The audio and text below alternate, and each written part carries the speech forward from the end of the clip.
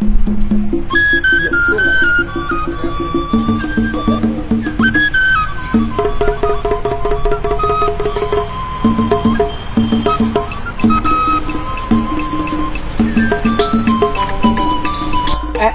afternoon. Yeah, good afternoon. Please, can you help us?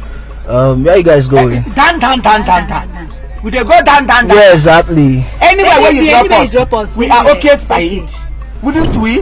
Okay, hopping. Hopping. Hey. Bikon, let me wee myself. Oh, let me wee myself. From Mamma Babolem. This I will feel here. Hey. Let me be fast now. Oh, not too much.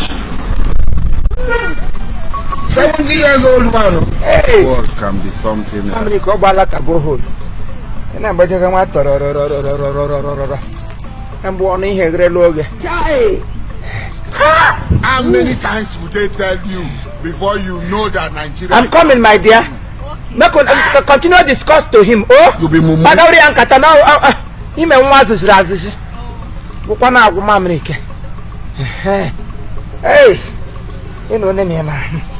Let me go. Let me go. Woo! I'm going out for more. Hey, talk to him. Did you have to walk? Nah, I'm talking to him. Take it easy. Hey! It's over. I suppose I know to leave back. Hey, babe.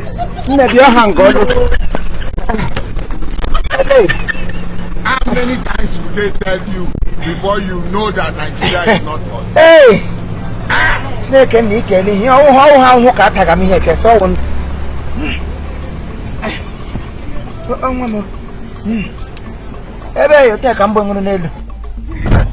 Hey! Namato Guka Jolo, you man. Kulim moto.